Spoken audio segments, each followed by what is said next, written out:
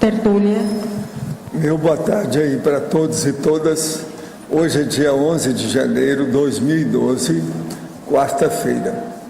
O verbete é de número 2174, tem 6 páginas, 49 logias e 8 máximos. O tema é Parapedagogia Verbetográfica. A especialidade é a reeducaciologia. Quem fez o verbete com muita competência é a nossa veterana, professora Rosa Nader, que está aí acompanhada pela colega, que também é outra veterana, e que estão cuidando da verbetologia. E que daqui a um ano, possivelmente, elas vão materializar uma IC sobre verbetologia. É isso? Tá certo? Definição. A parapedagogia verbetográfica é a especialidade da comunicologia aplicada aos estudos e pesquisas das redes pedagógicas, conjunto de interconexões facilitadoras da reeducação consciencial, no âmbito intrafísico e multidimensional, transversais a todas as instâncias do processo de elaboração do neoverbete da Enciclopédia da Conscienciologia. Está muito bonito aqui, a redes pedagógicas que vocês falaram. Tá. O método da autorreeducação pensênica in situ na fórmula formal do verbete. A análise das atividades parapedagógicas relativas à verbetografia da Enciclopédia da Conscienciologia. A verbetocrítica na condição de recurso metodológico empregado para avaliação minuciosa da elaboração dos verbetes. A rede de oportunidades verbetográficas. As tertúlias diárias, as equipes de enciclopedistas do Holociclo. O autorado de verbete da Enciclopédia da Conscienciologia. O programa Verbetografia da Pré-IC da Verbetografia, em parceria com o Centro de Autoestudo da Conscienciologia, o CAEC. A equipe de revisão de neoverbetes da Enciclopédia da Conscienciologia. A verbetografia expondo a realidade intraconsciencial do autor e as realidades circundantes ao megafoco da escrita. As posturas mais relevantes para o êxito verbetográfico. Eu li apenas um pedaço aí, e tem muito material, aí são mais de 20 linhas da patologia. O revivalismo do curso intermissivo, a potencialização das energias conscienciais na força presencial do professor ou professora, a prática verbetográfica impondo e ao mesmo tempo favorecendo a interação com a multidimensionalidade, o rapport com os amparadores de função da escrita. Eu li também só a metade dos textos da parafatologia. Agora, na argumentologia tem muitos tópicos. Um deles é a tipologia, com 11 tipos de temas de verbetes, gerados em função da liberdade de escolha pessoal, prioritários para o momento evolutivo do verbetógrafo. No impacto, nós temos 4 itens do ranking de impacto do verbete nos tertulianos e tertulianas. Mensurável, por exemplo, através da quantidade de perguntas recebidas na tertúlia. Na técnica, nós temos aí o processo de elaboração do verbete que nos permite adentrar no micro-organismo ou micro-universo consciencial do candidato a neoverbetógrafo. Na fórmula, nós temos, então, 6 aspectos observados na praxis verbetográfica, essencialmente relacionados ao preenchimento da chapa verbetográfica. Na praxis parapedagógica, nós temos aí, ela propicia amplo espectro de atuação e abordagem, ao modo de 11 relacionados aqui na ordem alfabética.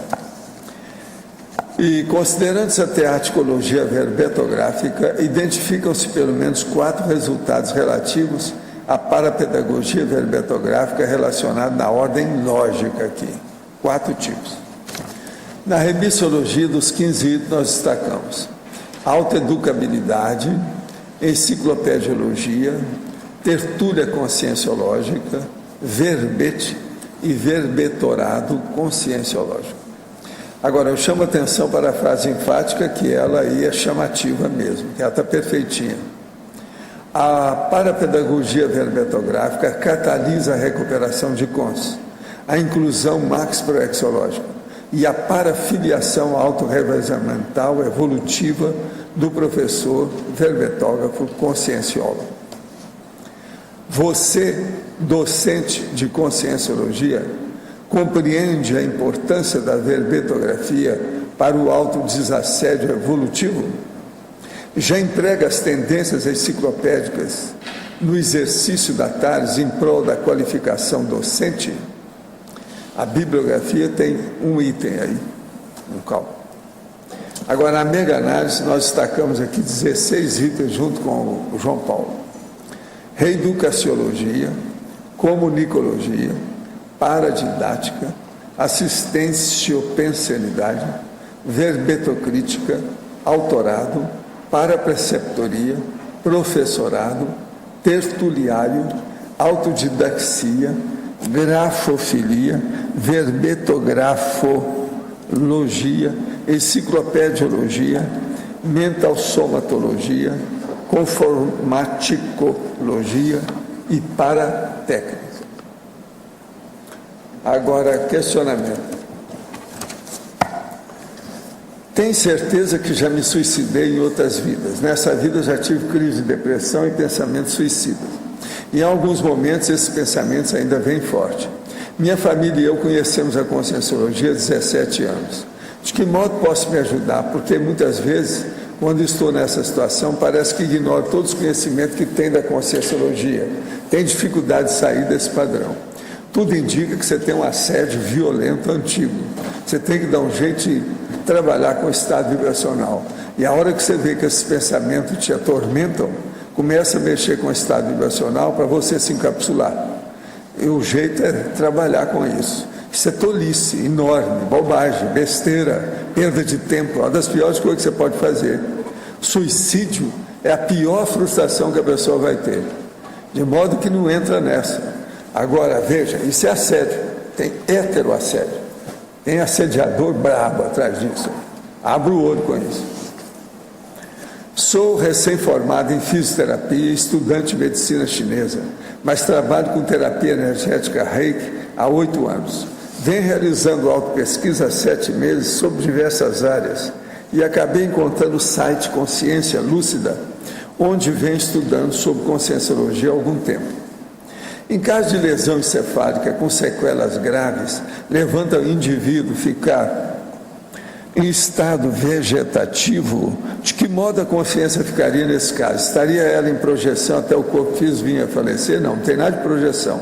Ela está no corpo vegetativo. Olha bem como é que é isso. Tem muita gente que é assim. Há alguns anos conheci um rapaz, hoje somos amigos, mas já nos relacionamos afetivamente algumas vezes. Desde que o conheci, me identifiquei com ele. Tinha a sensação que já o conhecia. Aprendi muita coisa com ele, inclusive foi ele que me apresentou a conscienciologia. Ele é uma pessoa que demonstra ser assediada, já se envolveu com drogas e levava uma vida promíscua. Hoje tenta manter-se afastado. Mesmo assim, o que sinto por ele não muda, um amor enorme, vontade de cuidar dele, de ajudar, e me sinto segura quando estamos perto. Tenho sempre a sensação, mas ele deveria estar perto de mim, que ele deveria estar perto de mim. Mas o que sinto não é correspondido. Qual pode ser o motivo desse sentimento? Por que não passa? Olha aqui, essa sua última frase é terrível. O que sinto não é correspondido. Põe a pedra nisso, esquece o assunto. Não entra mais nessa. Existe muita gente, existe 7 milhões de pessoas na Terra atualmente. É muito homem que tem por aí. Você pode escolher. Outra coisa, todo mundo já foi homem e mulher em vidas anteriores. E outra coisa, toda pessoa aqui tem milhões de consciência do seu grupo evolutivo mais próximo. Raciocina nisso. Você está querendo, isso aí é capricho, boboca de criança, adolescente. Sai dessa e parte para outra. Reciclagem, novo ambiente, novo destino, novo caminho, nova companhia. Deixa disso, esquece o rapaz. Deixa ele entregue. Vamos ver o que acontece com ele. E vamos ver o que acontece com você. Que você encontre o príncipe e não o sapo. Isso é que eu desejo em seu favor. Gostaria de saber qual a personalidade do iluminismo foi o senhor. Eu não fui. Eu não fui. Eu não tive nada a ver com isso. Eu sou um pobre coitado nessa história. O Zéfiro está trabalhando com assistência. Eu estou tentando ver se pego a iluminação dos meus amigos para colocar na conscienciologia atualmente. Nossas escolas precisam de professores conscienciólogos. Por todo o Brasil existem escolas e faculdades, no qual são implantadas as grades de ensino, as disciplinas ética e filosofia. O que poderiam fazer para substituí-la pelos estudos da conscienciologia? Olha, eu acho que é um problemão. Temos que trabalhar muito com a conscienciologia para conseguir fazer pressão em cima desse povo com o tempo, através do exemplo. Vamos dar exemplo de maturidade. Isso às vezes ajuda. O senhor falou recentemente que sou ectoplasta. Esclareça o seguinte: é comum na prática do EV ocorrer pressão na parte da cabeça? É lógico, cara. Olha que pergunta. A intenção na área das pernas, na esterilização, é comum? É lógico, pode aparecer no corpo inteiro. Isso aí depende. Se não, o que o senhor recomenda? Não, eu recomendo é que você está com 15 anos, está conversando essas coisas, te vire, tem que se mexer. Vamos trabalhar. Você é uma criança fora de série, que chegou na hora. Agora, 15 anos, já está falando essas coisas todas, isso mostra que você deve ter curso em termos de ciclo. Você já fez o teste? É uma boa. E agora, vamos trabalhar com EV, cada vez mais sério. E anota, se você não tem um laptop, arranja logo. E nada de joguinho. Vamos trabalhar com o processo técnico, fazendo coisa de discernimento. Professor, o que explica o fato de duas pessoas terem tanta afinidade a ponto de sentirem quase tudo que se passa com o outro, mesmo estando distante? Hoje é dia, né? Eu estou parecendo o Santo Antônio aqui hoje. Isso continua quando um dos dois dessoma de extrafísico para intrafísico e vice-versa? Escuta, existe um romance que são os dois irmãos lá, que são os dois gêmeos, que quando um tinha uma coisa numa cidade, o outro sentia na outra cidade. É porque era a gemelidade. Tem pessoa que às vezes tem uma assimilação de energia de gemelidade, que às vezes teve 30 vidas com a outra pessoa antes. Então isso é mais do que normal. Há uma repercussão do processo de uma consciência para a outra. Então a gente tem que entender isso aí, não tem outro jeito. Agora, o que se passa? O fato é o seguinte: por que é que não estão juntos? Isso é que interessa. Se não estão juntos, é deixar para lá. Não entrar muito, corta fora, parte para outro. Aqui eu não estou vendo nada aí que está falando que estamos juntos. Então, se não estão juntos, para que essa conversa? Isso aí não dá certo. Esse negócio de fazer o triângulo amoroso é problemático. Não dá certo muito, não. Às vezes, em minha casa, quando estou sozinha, sinto a presença de uma consciência.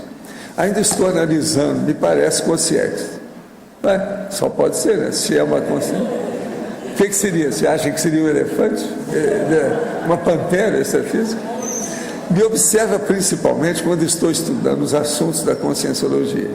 Sinto arrepio gelado em minhas duas pernas, com o início dos pés até as coxas. Mas de tudo isso, o que mais sinto é medo. O que seria? Assédio. O que seria? Assédio. Isso aí é assediador.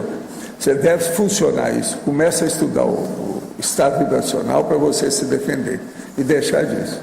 Amparador não dá medo na pessoa. De modo que quando é assim é porque é assediador. Agora, para a verbetógrafa. Favor aprofundar. Fatologia, página 18, sétima linha de baixo para cima. As realidades circundantes no megafoco da escrita e na quarta linha de baixo para cima. A métrica da abordagem a ser feita com o neo-autor.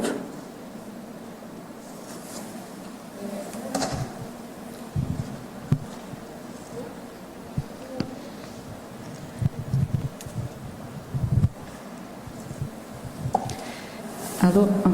Então, antes de responder, eu só queria dizer que esse verbete, ele é baseado no artigo que eu fiz com a professora Dulce Gal, e foi apresentado na quinta jornada de educação. Que está na bibliografia. Está na bibliografia, tá bom? Essas realidades circundantes ao megafoco da escrita é o que envolve o ambiente de escrita, o que está no entorno da pessoa que está dedicada à escrita. Né? Podemos pensar alguns exemplos.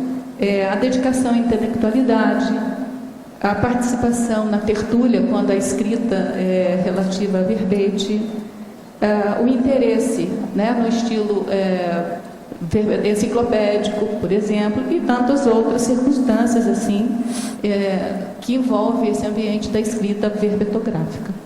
Quanto à métrica da abordagem a ser feita com o neoautor. É preciso, primeiro, lembrar que esse verbete, junto até da professora Dulcidal, a gente discutia muito todas as questões parapedagógicas que estavam implícitas, né? Desde a época que a gente fazia parte da equipe do Lociclo, como voluntário, dentro do programa Verbetografia, na relação nossa de professor, de coordenador do programa com os neoverbetógrafos alunos, na equipe de revisão, que a gente recebe os verbetes para se fazer a revisão, e também na assistência aqui na tertúlia.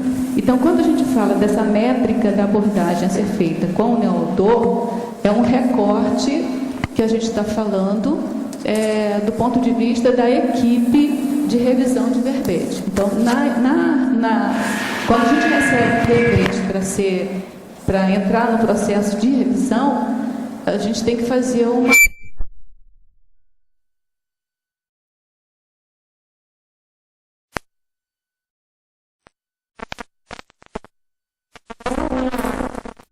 das elaborações aqui que fala sobre isso. Agora, como é que eu vou achar aqui? Primeiro ver o foco. Não, sabe o que é? É um ciclo. É um ciclo.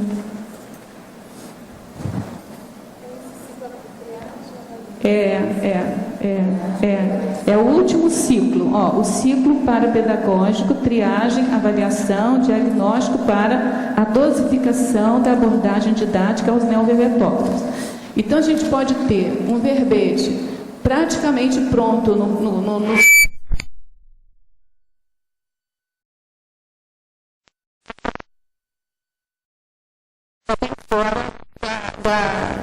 do estilo enciclopédico, ou seja, do conforto da enciclopédia.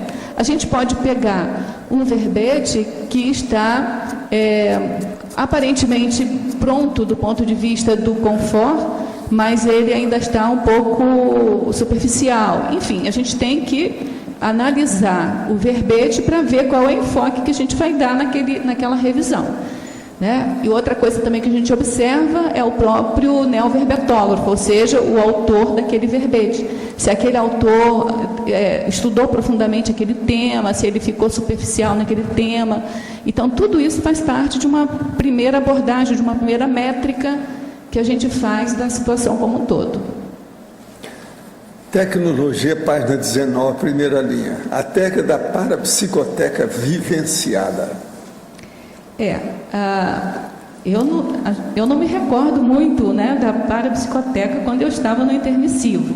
Eu tenho uma projeção até que eu vivenciei uma parapsicoteca, tenho uma ideia, e a gente também leu o livro, né, da Cristo Espera por Ti, que a gente sabe, então, um exemplo do que é uma parapsicoteca. O que a gente vê é que essa questão aí de descrever o verbete, esse contexto de escrever o verbete, o contexto de defender aqui o verbete, a gente se sente um pouco numa parapsicoteca.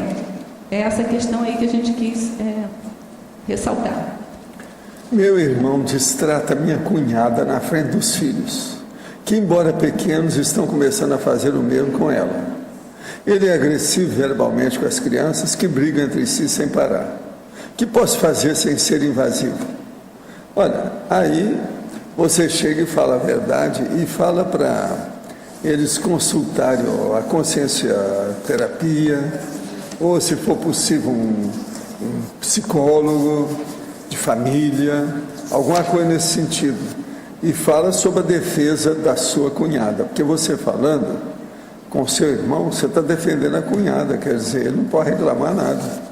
Agora, tem que falar isso com habilidade. Se dá um jeito, porque senão essas crianças, onde é que vão? Isso aí mais tarde vai criar um problema com a mãe. A verbetógrafa. Enfatologia, página 18, oitava linha. Poderia explicar as posturas mais relevantes para o êxito verbetográfico e, na quarta linha, de baixo para cima, o nível de intelectualidade do neoverbetógrafo? As posturas mais relevantes para o êxito verbetográfico. Eu vou citar aqui alguns exemplos, né?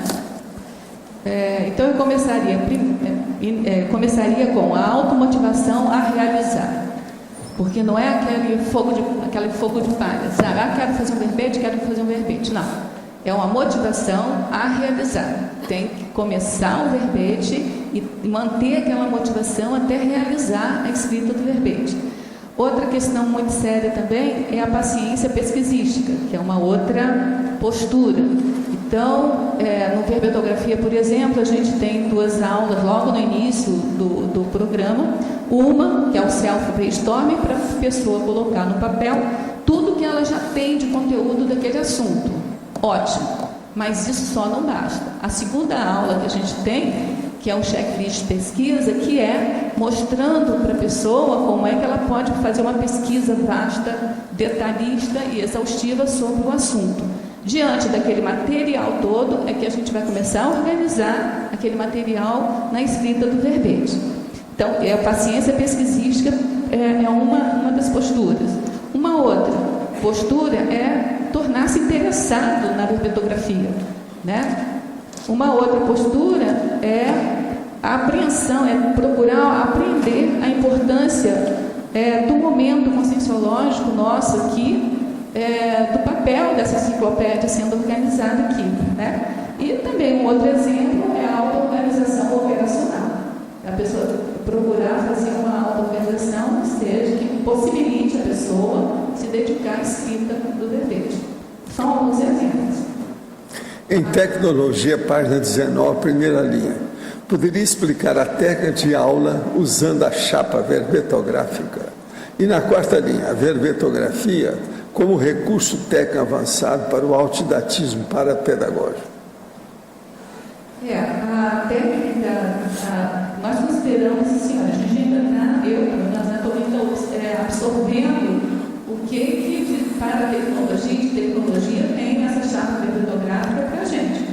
Mas o que eu consigo observar, pelo menos na minha experiência, assim, é que a pessoa, mesmo aquela pessoa que tem dificuldade com a escrita, com a concatenação das ideias, não sabe bem o que vai fazer primeiro, o que vai fazer depois, a chapa verbetográfica já dá o arcabouço da escrita. E aí a pessoa já fica com vamos chamar, uma instrução, uma fórmula para ela executar a escrita do seu verbete. E eu penso que isso facilita muito, né? Bastante.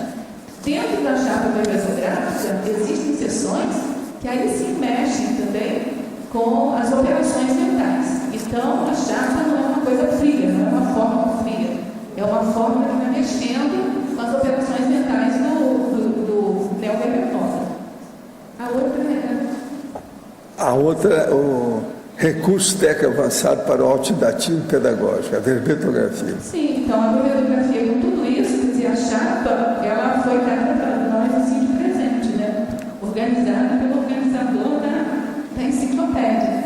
Então, agora, a gente pegar essa chapa, pegar as mangas aí e exercitar essa chapa. Então, no raciocínio que eu estava indo antes, né, ela já tem um conforme, uma sequência aí de estilo, de forma que a gente vai obedecendo, e naquela forma ela vai induzindo quase que a gente a entrar no veio da escrita enciclopédica, né? Então, assim, eu convido a todos a experimentar essa fórmula formal da enciclopédia. Em Efeitologia, página 19, primeira linha, poderia explicar o efeito halo da tertúlia na auto- e heteroimagem do verbetógrafo e o efeito do primeiro verbete no reposicionamento didático do verbetógrafo. Uma coisa até tem a ver com a outra, né? Mas quando a gente vem aqui para fazer exposição do verbete da gente, a gente fica exposto totalmente, não só aos tertulianos, quanto aos tertulianos e quanto aos para-tertulianos. Então a gente recebe muito feedback, a gente recebe as críticas, a gente recebe as paracríticas, depois você pode também ver a tua gravação, né? Que é assim, fidedigna, você não pode escapar da realidade do que está filmado. Então, é uma experiência. E aí você não fica mais a mesma coisa. Você procura mudar. Quer dizer, a mesma coisa, porque a mudança não é assim, no estalar de dedos, né? Vai aos poucos. Mas, assim, interiormente, o esforço para mudar, ele já fica instalado. E aí a mudança vai aparecendo ao longo do tempo, né? Então, é mais ou menos isso. Tenho graduação em psicologia, mas não tenho vontade de atuar na área no momento. Seria desvio da minha ProEx? Existe alguma forma de conciliar a conscienciologia e a psicologia? Olha, primeira coisa, você tem a consciencioterapia da OIC. Você pode entrar por aí, que às vezes vai ajudar você. Pensa bem nisso. Agora, você é aquela que eu já sei, você é que eu já sei das coisas suas. Seria bom entrar nisso sério. A consciencioterapia, você vai ser o primeiro a lucrar com isso. Gostaria que o senhor comentasse e esclarecesse sobre o uso do chá ayahuasca, amplamente utilizado em grupos como xamanismo, Santo Daime e União do Vegetal. Dada a injeção deste, existe alguma veracidade de experiência extrafísica? Quais seriam os possíveis prejuízos? Não, isso é besteira, não entra nessa.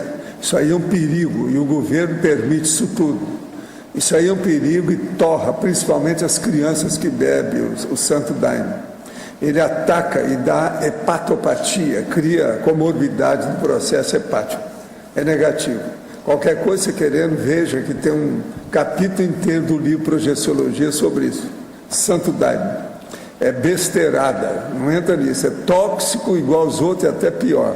E é permitido, do jeito que o cigarro é permitido, o álcool é permitido, o vinho é permitido, que é uma loucura. A sociedade é patológica.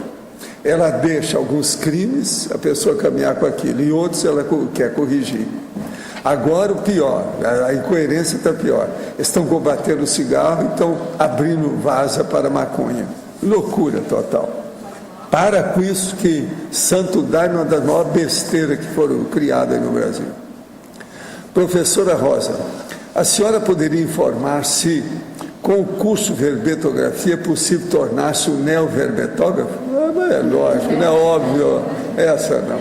Em caso positivo, qual seria o passo a passo necessário, além do curso, para se obter a aprovação do verbete e a sua defesa nas tertúlias? Eu vou passar aqui para a professora Dulce, porque ela é responsável pela aprovação do verbete. Então, primeiro eu vou falar do Entra aí, a Dulce. Não, a Dulce quer dizer doce, ela vai mostrar para você. Porque são duas etapas diferentes. Bom, primeiro eu queria deixar claro aqui uma questão. Não é obrigado a pessoa fazer o programa verbetografia para que ela faça o verbete. Ela pode encaminhar o título, pode fazer o verbete sem a obrigação de passar pelo programa verbetografia. O que nós já observamos é que a pessoa que faz o programa verbetografia, ela fica com maior base. Tem muita gente boba, né? Que não faz o curso. Né? Então, assim, a gente observa isso. Mesmo, a gente tem experiência, professor Walter, que pessoas que já fizeram verbete, que quando vão fazer o programa verbetografia, eles vêm falar com a gente que, assim, compreenderam melhor, com maior profundidade, o próprio a verbete. verbetologia que vocês ensinam tem a OIC aí dentro, tem a reaprendência aí dentro, tem a Invex aí dentro, tem todas as ICs estão lá dentro. A Unici inteira está dentro da verbetologia. Por quê? Olha só o seu verbete, quanta coisa em matéria de terapia que está falando aqui. Então, assim, a gente tem vários programas de verbetografia, vai ter a outra fevereiro. A pessoa defende o verbete, ela muda. Ela muda, pois é. Todo mundo aqui, a gente já viu isso, quanto homem e mulher aqui. Afinal de contas, nós já temos mais de 100 pessoas que já defenderam o verbete. Então, assim, a gente indica a verbetografia, né? Mas não é aquela condição. Agora, assim, aquele que não faz é porque é bobo. Eu também não, isso é comigo agora. A minha parte que eu falo. Vou passar para aquele que não faz o curso é porque é boboca. Mas eu mesmo, já fiz verbetografia as 8 versões, porque eu assisto direto, do início ao fim, já fiz 8 vezes verbetografia. Eu sei que vocês estão trabalhando muito bem, porque eu demorei muitos anos para fazer isso aí. De modo que agora, vocês vêm, mostra para a pessoa em 2 semanas, ela domina tudo. Eu demorei anos para chegar nisso. Agora eu vou passar. Como é que é isso? Isso aí, então é um bobo quem não fizer isso. Né? Vou passar para a Dulce aqui para ela explicar. Seria bom. Então, respondendo aí ao teletertuliano, a questão é a seguinte: como a professora Rosa comentou, você pode ou não fazer uma verbetografia, obviamente, que a gente já sabe que, como ela colocou, o verbetógrafo que passa pelo curso, ele geralmente propõe um verbete muito mais bem acabado, bem elaborado e dentro do conforto da enciclopédia. Por mais que você seja bom de escrita, tenha experiência em comunicação, dificilmente você vai conseguir dominar o conforto da enciclopédia sem estudar e sem se dispor a, enfim, a compreender em detalhes, né? Esse é o que a gente está chamando de... O estilo enciclopédico. Exatamente. E o curso é ótimo para isso. Em relação ao ciclo, né, ao fluxo da verbetografia, primeira coisa, então, mesmo fazendo o curso, você precisa aprovar um título. Então, você manda por e-mail, verbetes@cec.org, de 1 a 5 títulos, com a pré-definição. A gente dá uma olhada, dá uma analisada, vê se já tem algo parecido e leva, então, para aprovação do professor Valdo. O segundo passo, então, é você começar a escrever dentro do programa ou de modo autodidata. Depois que você envia o verbete de volta para a equipe de revisão, também para esse e-mail, verbetes@cec.org, a gente faz uma triagem, por exemplo, dentro daquele ciclo contido aqui na ciclologia do verbete, que a professora Rosa comentou, a gente faz a triagem, uma avaliação e distribui essa revisão, né? Aí a revisão pode ser muito rápida, se for mais simples, em função do estado que o seu verbete chegou, ou pode ser mais complexa e mais demorada, em função da condição do verbete e da sua disponibilidade de tempo e de priorização, tá certo?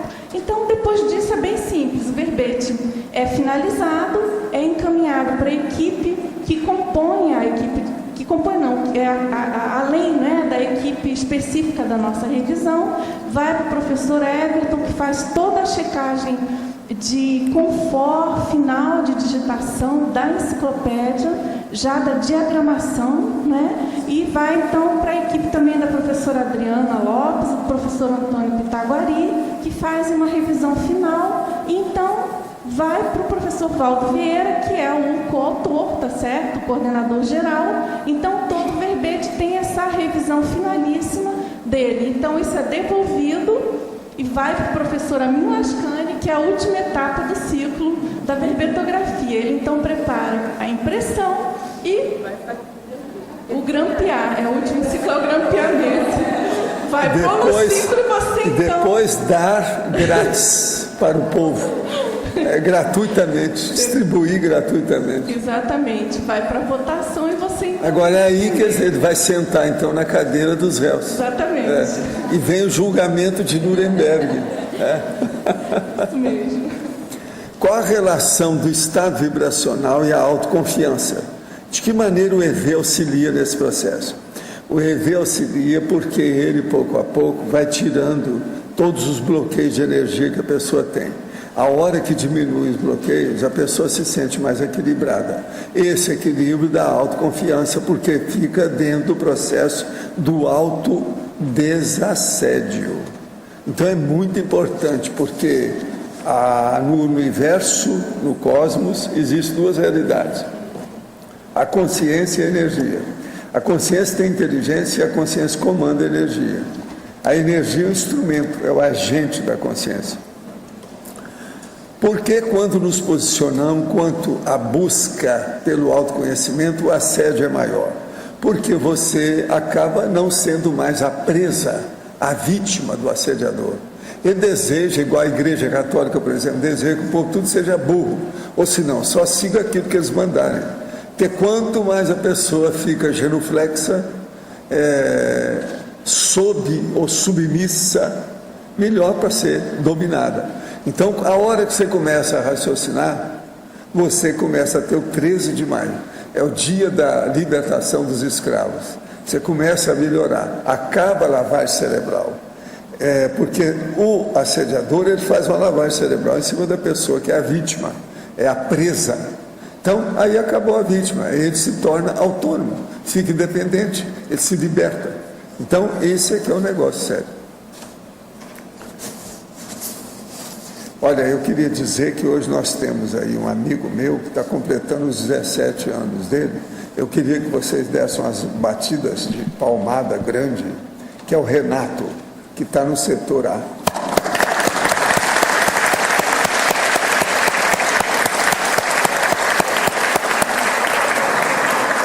Muito bem, Renato, vamos nos preparar para os grandes cometimentos na nossa vida, as grandes coisas. Viva os 17.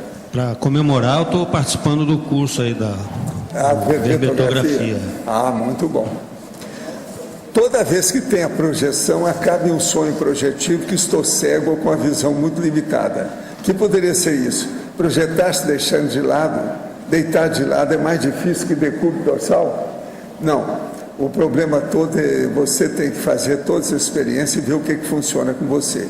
Agora, isso aí geralmente é o devido ao problema da interiorização. Não liga para isso não e vai em frente. Você está começando, é por aí mesmo. Esse aqui pergunta tudo o que acontece com ele. Se ele pisca do lado esquerdo, ele pergunta. Professora Rosa, onde e quando terá o próximo curso de verbetografia? É possível realizá-lo em itinerância? A pessoa de Vitória, no Espírito Santo. A gente ainda não tem esse projeto de sair em itinerância. O que a gente fez como alternativa foi o EAD, ou seja, o ensino à distância, que deve começar a próxima turma na segunda semana de março agora. Agora, presencial, a gente tem agora 23, 24, 25, 26 de fevereiro, logo após o balanço existencial, ou seja, logo após o carnaval. E é de 24 a 26, Então, de 24 a 26. E eu acho que é 23, aí está errado. É 23 a 26, tá?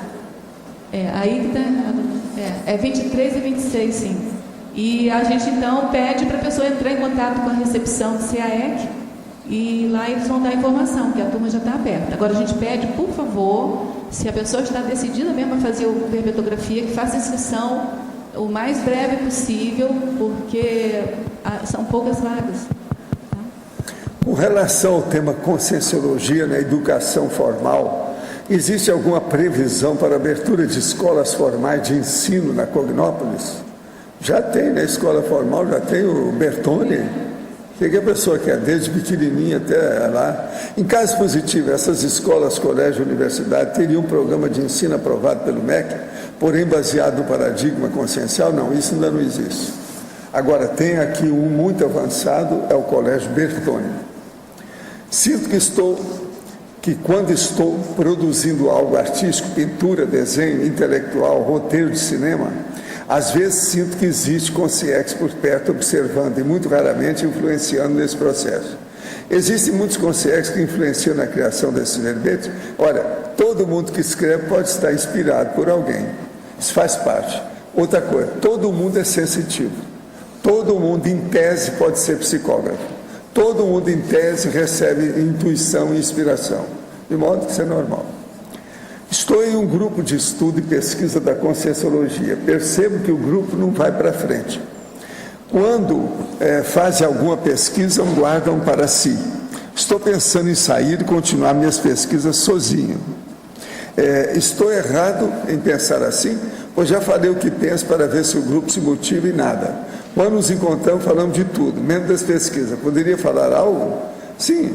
A primeira coisa é a seguinte: vai estudar por você mesmo. O autodidatismo é a coisa mais séria que tem. Pensa nisso. Agora, eu queria dizer para vocês que eu estou aqui com as pontuações da CIP. Agora, o que é que aconteceu em 2011 sobre a CIP? Ela foi fundada oficialmente no dia 29 de dezembro. Agora, o total de presentes, 197. E tinha 105 associados fundadores. Agora, teve eleição do Colégio Executivo da CIP. Coordenação geral, coordenação administrativa, coordenação técnico-científica, coordenação financeira, coordenação do voluntário, coordenação de eventos e programação, coordenação de comunicação. Agora tá os eventos em parceria, os eventos da CIP, as pontuações de 2001. Agora, como é o professor Mário Oliveira que fez isso, tem aqui também a listagem das coisas que ele andou fazendo. Ele andou trabalhando com 2.110 pessoas nesses cursos todos que ele fez. Agora, os cursos são um montão deles.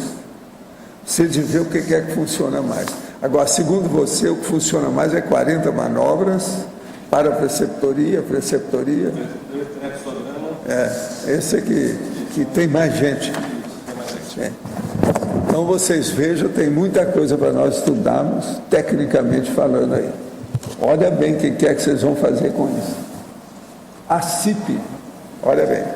Outra coisa, eu queria agradecer aqui esse livro que foi mandado para nós, o Dicionário dos Lugares Locais Imaginários. E esse aqui é o original, que é do Alberto Mangel, aquele cara bom, junto com o Gianni Guadalupe.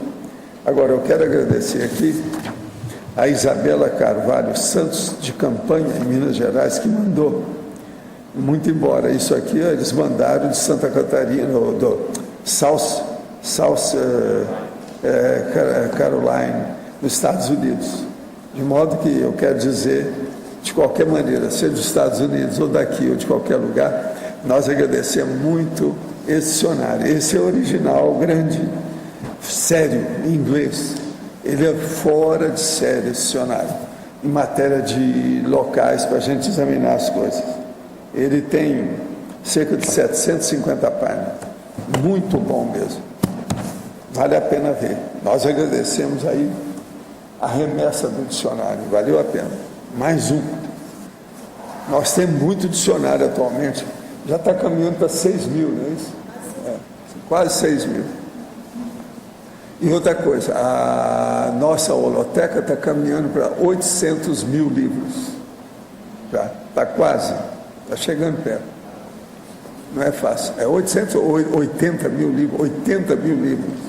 Agora, o processo dos artefatos de saber está caminhando para 1 milhão. Total de tudo. Então é preciso a gente ver o que vai fazer com isso. O que vocês estão esperando para estudar? Fazer a herpetografia. É um caminho. Agora, ó, até agora, que é 1h13, nós já atendemos 21 pedidos de fora. Hoje está bravo, é hoje, hein? É hoje. De modo que eu entrego a Rosa. Rosa. Pode falar. O Renato aqui no ar. Na definologia, você colocou aí a especialidade da comunicologia. Né? Então, queria que você esclarecesse, ficou um pouquinho assim... Ficou confuso para você? Queria mais um clareamento. Mas foi boa a sua pergunta, Renato. Olha só, está vendo aquele banner lá, olha? O mais à direita da nossa frente lá, o quadro sinótico da 70 especialidade da Conscienciologia. Então, na quarta ordem lógica ali, acho que é a quarta linha, se eu não me engano, ali, porque daqui não dá para eu enxergar, está escrito comunicologia. É porque a reeducaciologia é uma subespecialidade, é isso? Aí na quinta ordem lógica, continuando ali como subespecialidade da comunicologia, você vai encontrar ali para pedagogia. Lá, já projetaram aqui. Reeducaciologia, né, no caso. Agora, aí sim. Bom, primeiro a gente resolveu o problema da definologia, concorda comigo? Então, para a pedagogia herpetográfica é uma subespecialidade, é uma especialidade da comunicologia. Certo. Agora, por que a especialidade do verbete é reeducaciologia? Você está lembrado, você está fazendo um programa, né? Você está lembrado que a escolha da especialidade vai depender do enfoque que você quer dar ao seu verbete. O enfoque que a gente quis dar para esse verbete é esmiuçar, estruturar, sistematizar tudo que a gente viu, né, de parapedagógico na escrita do verbete, sob o enfoque, com o objetivo da reeducaciologia. Por isso que a gente colocou a especialidade do verbete reeducaciologia. Certo. Não sei se ficou claro para você. Sim, sim. E tem mais uma pergunta. Na fatologia, na página 18, a penúltima linha, as práticas vigentes de autoinclusão social a partir da escrita do verbete. Essas práticas vigentes de autoinclusão social. Olha, o que eu observo, depois eu queria até que a Dulce falasse mais um pouco, mas o que eu observo é assim, recentemente a gente teve um caso aqui de uma pessoa que não era bem conhecida na Conscienciologia. Na hora que ela defendeu o verbete, ela se auto-incluiu aí socialmente até na comunidade aqui, então todos passaram a ter olhos de ver essa pessoa.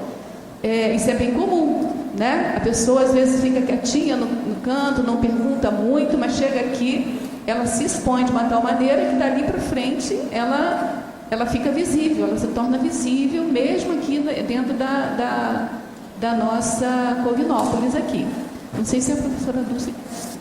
Não, eu acho que isso que você colocou realmente é muito comum, tanto no aspecto da pessoa se fazer conhecer, quanto no aspecto da pessoa mostrar que veio, né? Passar o conhecimento, a experiência, a autovivência dela e, com isso, se incluir mesmo na questão da comunidade da CCCI, né? Que a gente sabe que não do trabalho em si, da vermetografia, da nossa Max Proexis grupal, e uma maneira dela fazer isso de modo muito rápido, muito instantâneo, né? E já indo direto no foco, no ponto principal, na prioridade dela, quem sabe aí de Proexis mesmo.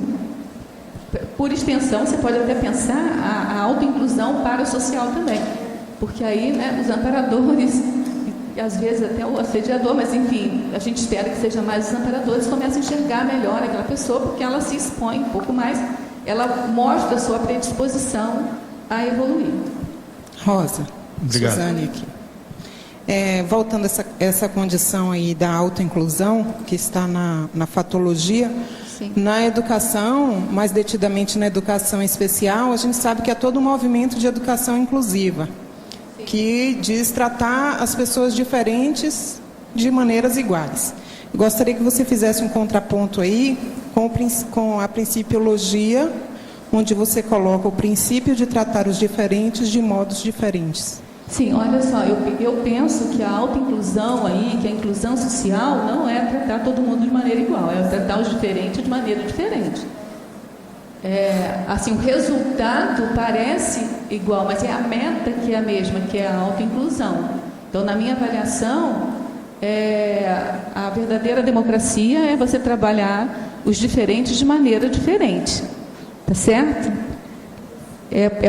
Está no princípio. Tá certo? Mas em que exatamente você chamaria de tratar os diferentes? Em que sentido você Olha, vamos pensar como você falou na educação, né? Eu fiz um contraponto com a educação, mas é porque aqui na fatologia fala da autoinclusão e aqui fala tratar os diferentes como princípio, né? Isso, de modos diferentes, embora sejam todas consciências, né? Isso, Mas, por exemplo, você quer ver uma coisa? Quando você vai... Vamos começar da escola convencional mesmo, né?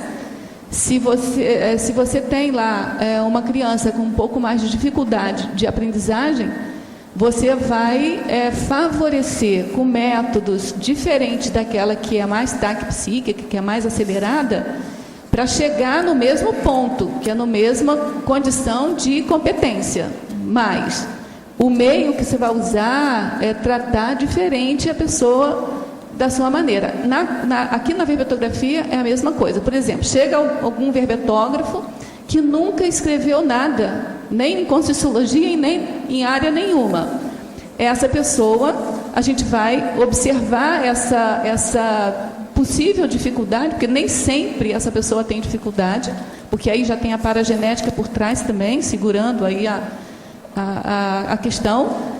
Mas, assim, é diferente o tratamento que a gente vai dar para ela em relação a uma pessoa que já está habituada a escrever, que já tem vários artigos, tá certo? A exigência que a gente pode fazer em cima de uma pessoa que já tem um verbete publicado é diferente da exigência de um neoverbetógrafo. A gente lá na equipe de revisão, sob a coordenação da professora Dulcidal, a gente tem essa preocupação.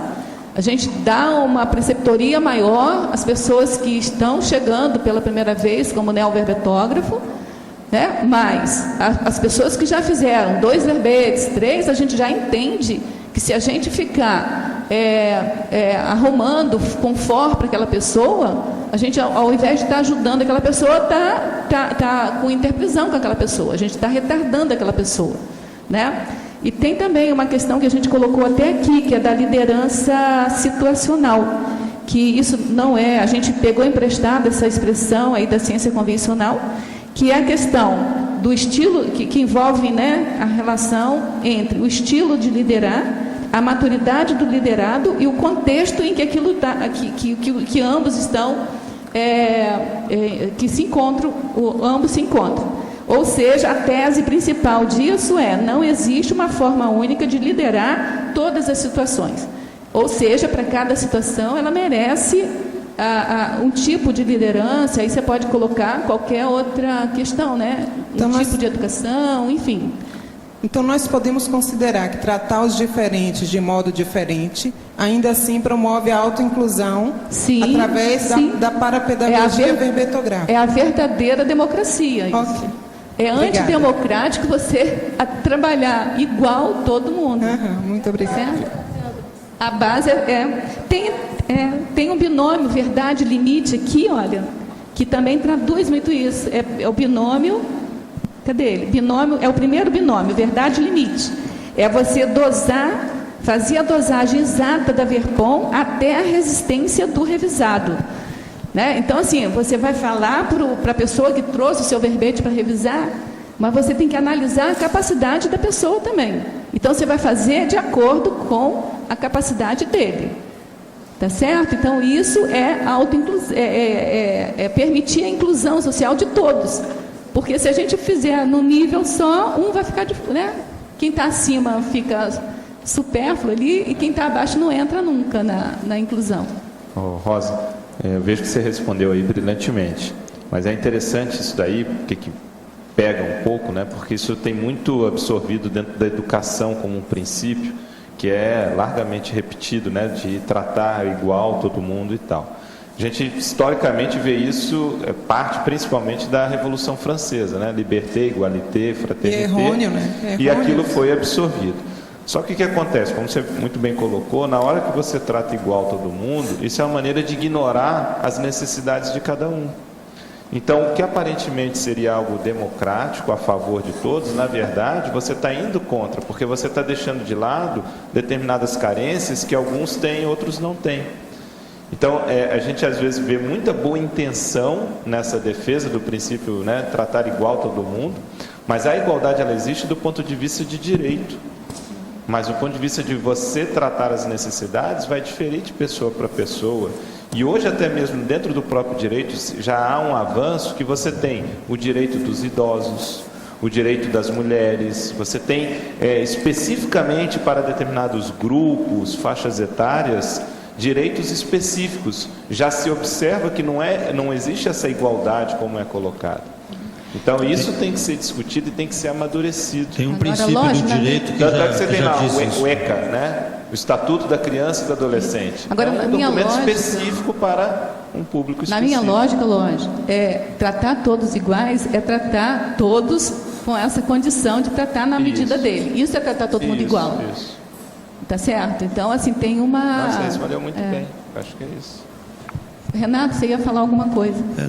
Que no direito tem um princípio assim também que deve ser, não se pode tratar todos igualmente. Tem que se tratar, eu não lembro como é que se diz aí, que tem alguém que trabalha aí, trabalha com direito há mais tempo, mas é mais ou menos assim que não se trata igualmente os desiguais, no fim é a mesma coisa. É, mais ou menos isso.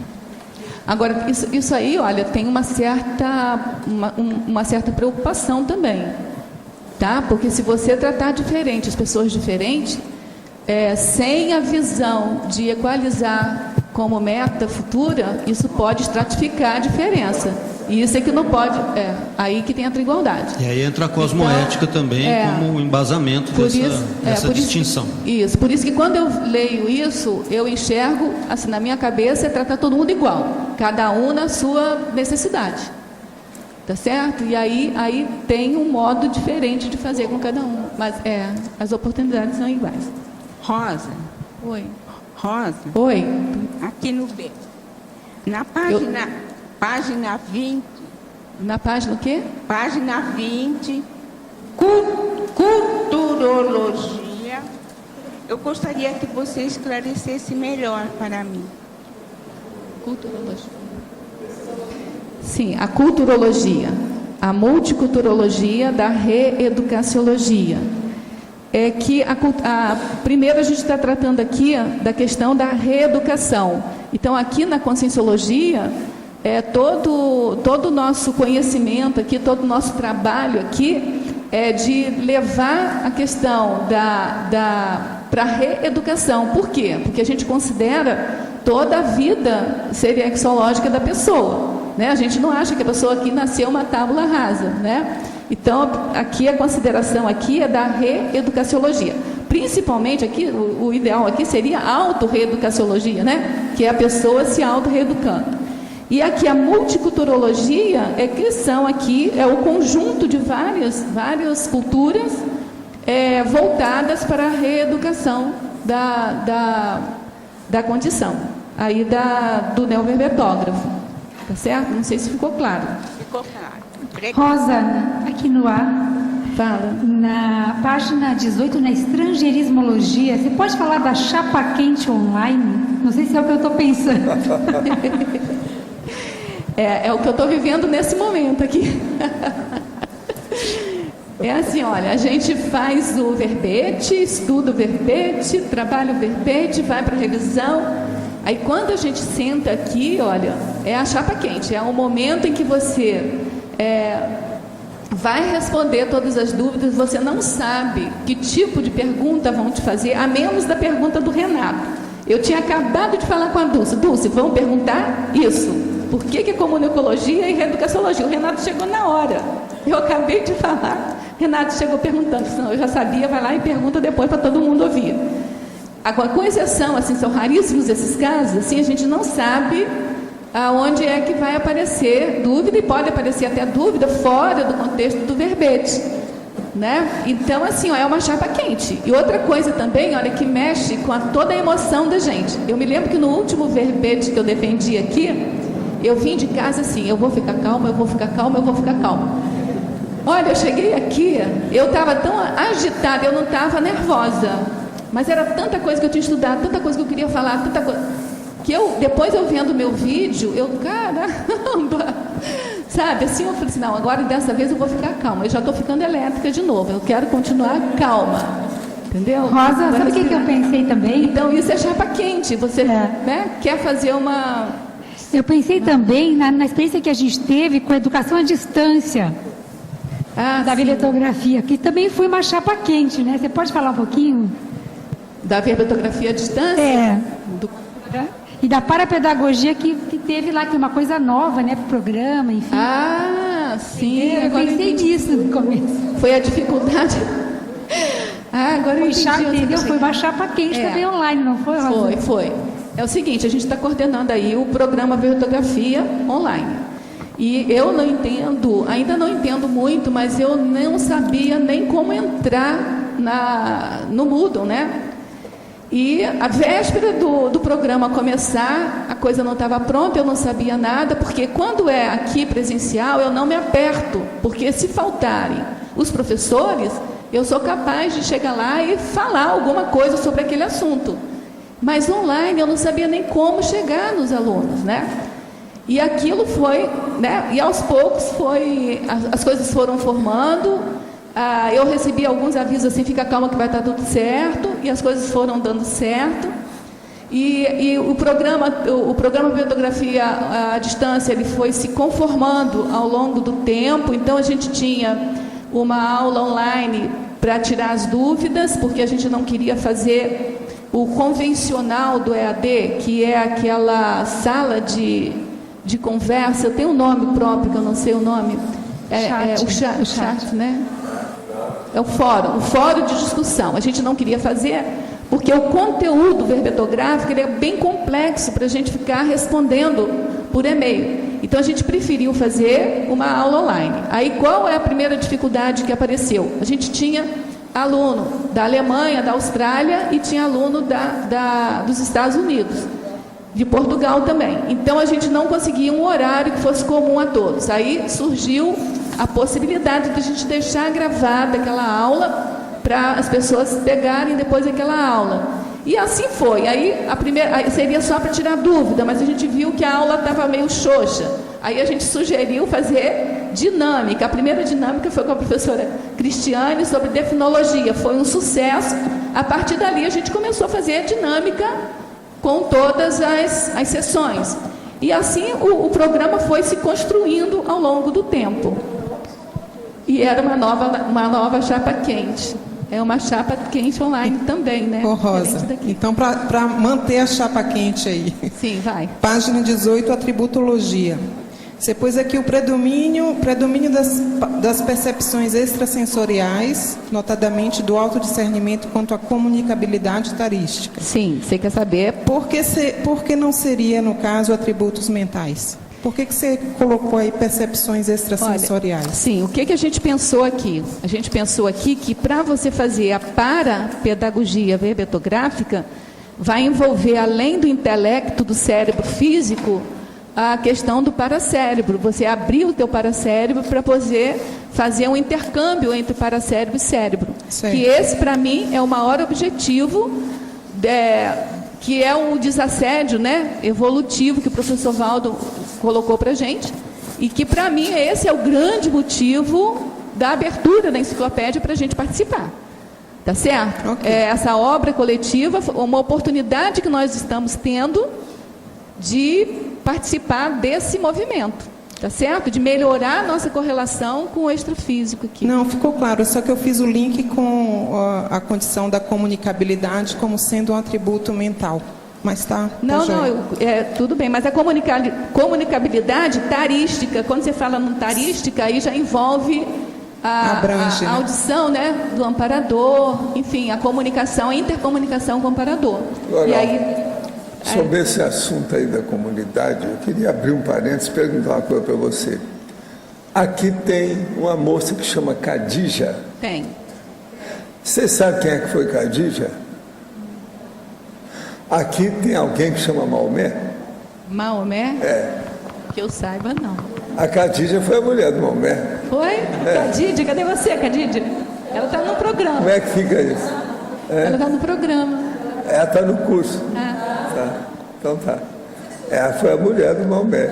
Então, quer dizer, mulher pode ter, homem não pode? Quer dizer, Maomé, você conhece alguém que chama Maomé? Não. Mas Khadija deve ter nesse pode. mundo perdido. Quer dizer, a mulher do Maomé pode ter esse nome. Mas agora, o nome de homem com Maomé não pode. É isso? Não, acho que pode. Deve ter alguém perdido nesse mundo aí que chama Maomé. Mas agora aqui na comunidade não tem, não. Não, aqui então, não. Tá. Então agora vamos voltar ao assunto. Professora Rosa Nada, em Pensenologia, página 18, último item, poderia comentar o método de auto-reeducação pensênica íncito na fórmula formal do verbete? Sim, eu vou dar alguns assim, exemplos também que eu destaquei até aqui para falar. Assim, a finalidade que eu acho dessa fórmula formal aí do verbete, que reeduca, pelo menos no meu caso pessoal, está ajudando demais, é a retilinearidade pensênica. Ela vai te dando toda uma sequência aí que você vai aprendendo a organizar a sua pensenidade. Além disso, você com uma autorreeducação, né, você vai tendo que se esmerar aí no detalhismo, na exaustividade, na questão de fazer análise, síntese, isso ajuda demais, na concatenação de ideias, porque apesar de os parágrafos, né, serem um solto, entre aspas, né, em relação ao outro, porque é feito pela técnica do apostilhamento, né? A escrita é toda feita por parágrafos e cada parágrafo com um subtítulo ali. Apesar disso, ele tem uma concatenação. Então, por exemplo, se a gente pensar no detalhismo, o primeiro sendo a sinergismologia, ele já vai dar o tom da conversa que vai ser desenrolada ao longo dos outros itens do detalhismo. Então, existe uma coordenação, uma estruturação, uma concatenação. Tem uma outra coisa também, que é a habilidade na escrita. Se a pessoa não tem muita habilidade na escrita, fica mais fácil pegar a chapa, porque já estão lá os parágrafos que você tem que fazer. Então, é menos uma coisa, o arcabouço já está pronto, é menos uma coisa para você pensar, né, no arcabouço. E uma coisa que parece que não é, assim, muito importante na fórmula formal, mas que para mim tem uma importância, sim, fundamental, é a eliminação dos parasitas. Você está acostumado a falar e a escrever usando o quê, usando usando os pronomes. Quando você tem que tirar isso, você tem que mexer na sua forma de pensar, na sua pensionização. Então, você tem que ficar pensando uma outra maneira de escrever a mesma coisa, sem alterar aquilo que você quer dizer, eliminando esses parasitas. Então, isso mexe com a flexibilidade pensênica e reeduca você a pensar de outra maneira. Em Fatologia, página 18, terceira linha, poderia aprofundar a rede de oportunidades verbetográficas e depois, na penúltima linha, as práticas vigentes da autoinclusão social a partir da escrita do verbete?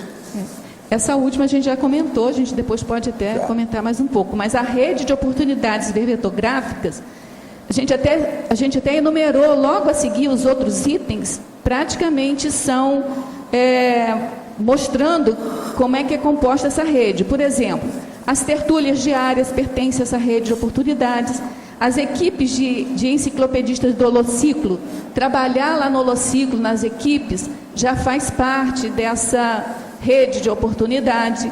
Fazer o próprio verbete, ou seja, o autorado de verbetes da enciclopédia já faz parte dessa rede. O próprio programa Verbetografia já faz parte dessa rede.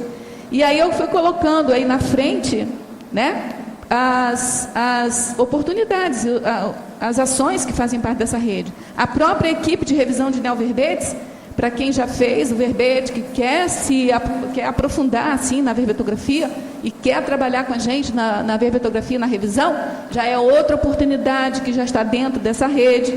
E assim a gente foi colocando na frente alguns itens que mostravam, né, como componente dessa rede aí. Agora, a gente presta bem atenção nessa questão. Tenho 29 anos e fiz a pergunta do suicídio no início da tertúlia. Contudo, sinto que tenho um forte amparo para me ajudar nessa questão. Pode existir esse paradoxo de assédio brabo e esse amparo de função? Resposta: não. Isso é falta de, vamos dizer, coerência e discernimento da sua parte. Você é a mega assediadora dessa história. Porque se uma pessoa ela pensa em suicídio, não tem amparo. Vai me dizer que ela teve só naquele pontinho? Não existe isso. Quando a pessoa está pensando em suicídio, do jeito que ela falou, que já faz muito tempo, isso é mega assediador grande. E o assediador maior que tem ali é ela mesma. Então, olha, primeira coisa, vamos pensar vergonha na cara. Ter autocoerência. Olha o seu discernimento. Se você pensa em suicídio, o autoassédio maior é seu. O assédio maior é o autoassédio seu. Olha bem isso. Quem domina seu corpo é você. Agora, ó, amparador não vai ter assim. Se você pensa em suicídio de quando em quando, isso aí é assediador brabo. E a base é sua, é o seu auto-assédio. Não force a barra, não adianta. A gente tem que ter lucidez. Ainda mais você já tem 29 anos, já está madura. Com 26 a pessoa fica madura. Outra aqui. Um amigo que nunca tinha visto consciência relatou que viu uma e que identificou como sendo um amigo dessomado. De madrugada apareceu e apontou o paradeiro e disse: sua memória foi apagada. Depois disso, realmente, ele ficou com um dicionário cerebral. Eu já respondi essa pergunta aqui. Bem diminuído, com dificuldade. Poderia comentar, eu já respondi isso aqui. Tá certo? Agora, ele aqui está dando os detalhes, onde é que a pessoa mora, a idade, etc. Tal. A pessoa tem 80 anos. Isso aí não... Pode ser que seja o povo do passado que viu que a pessoa está perdendo a memória e aproveitou para descontar alguma coisa, represália, vingança do passado dele. A pessoa de idade, se cometeu muita besteira, tem muita gente que veio do passado. Então isso aí é preciso ver o que é. Qual o modo mais simples de identificar se uma intuição é de um amparador, guia cego ou de um assediador? O caso todo é o seguinte: tem que ver o resultado, se é positivo, se é cosmoético, se é prioritário, se é evolutivo. Se está fazendo assistência aos outros. Se tiver, é amparador. Se não for, não é. Observa ver os outros detalhes. Vamos repetir? Se é o amparador, é prioritário, evolutivo, cosmoético, faz assistência para todo mundo. Se não for, não é. Em qual livro posso aprender a técnica do estado vibracional? Vixe, seria bom era ver a enciclopédia da Conscienciologia, né? Tem tanta coisa, não é só pegar. Pega EV, só a palavra EV e olha pelo Find, faz a procura, a busca. Você vai achar todas as técnicas, tudo quanto é tipo. Professor Val? Sim. Aqui em Foz do Iguaçu tem muita gente que se chama Maomé, na forma original, Mohammed. Ah, tem? Eu já tive vários alunos, e aqui na comunidade árabe tem muita gente. Eu estava querendo ver se tem Maomé, porque já tem a Khadija, então... Mohammed é muito comum aqui em Foz. Agora, ó, o que eu estou falando é o Maomé clássico. Esse negócio de Mohamed, isso aí tem um monte. Eu quero ver o Maomé mesmo. Tem? E essa é a forma portuguesada, né? Eles não, usam... mas o processo não é esse. Eles misturam muito. Árabe é terrível em matéria de língua árabe. Tem de tudo. Vocês têm que lembrar o seguinte, falando para você que é um negócio aí que você sabe dessas coisas. A coisa mais antiga de religião que tem aqui é o pan-judaísmo. O pan-judaísmo, então, chegaram lá uns judeus, a partir de um cara chamado J. Cristo, que era judeu. Então aquilo, eles pegaram esse cara, com todo o povo que estava em cima dele, e fizeram um negócio chamado cristianismo, que ele chamava J. Cristo, cristianismo. Então veja, primeiro o pan-judaísmo, depois o judaísmo. Agora depois eles juntaram o pan-judaísmo com o cristianismo, fizeram o islamismo. Então a família de religiões que dominam a terra e que está cheio de fanáticos, tudo deriva dos judeus. E tudo o processo é esse. Agora, onde tem mais alterações do ponto de vista de forma e de escrita dos judeus, que os cristãos usaram e abusaram e desviaram, etc., fizeram a loucura. Agora, onde tem menos é o islâmico, porque eles pegaram já um cara mais recente. Então o Maomé já pode contar a história dele, tem uma opção de coisa, o J. Cristo não era. Então o problema todo é esse. Na hora que muda muito o nome, é preciso de ver. Khadija, por exemplo. Khadija não tem muito nome diferente, não, é Khadija mesmo, é isso. Agora Maomé. Agora isso de mudar e colocar as coisas, porque você sabe, o árabe faz até o negócio da mudança, né? E outra coisa, a repetição do nome, né? O nome, sobrenome, milhões de coisas, tudo é árabe. E isso é coisa recente, então eles usam e abusam dessa situação em matéria de história religiosa. Né? O que eu estou querendo é só ver, né? Se tinha o Maomé, mesmo que esse aí eu não conheço aqui. Queria saber se tem. Agora, Maomé, assim, isso aí tem um monte, mas isso não é Maomé. Eu quero o autêntico, o titular, entende? Eu quero falar com o dono da porcada e não com os porcos. Não é isso que eles falam? Um dia eu vi um vídeo seu no YouTube dizendo que café era prejudicial. A explicação foi muito rápida. Gosto muito de café. Isso pode influenciar, prejudicando a busca espiritual? Não, não é isso. O café é o seguinte, tem muita acidez e ele também pode ser tóxico. Agora precisa ver qual é o problema do metabolismo da pessoa, como é que aquilo age, etc. Uma das coisas que mais o café prejudica é o gastrointestinal, principalmente a parte do estômago. Então a pessoa, por exemplo, tem uma sensibilidade maior ainda à mucosa gástrica, café é violento. Uma outra coisa que o café prejudica muito é aquele café de Minas Gerais, que é tomado numa chávena. A chávena é desse tamanho. É maior do que o meu copo.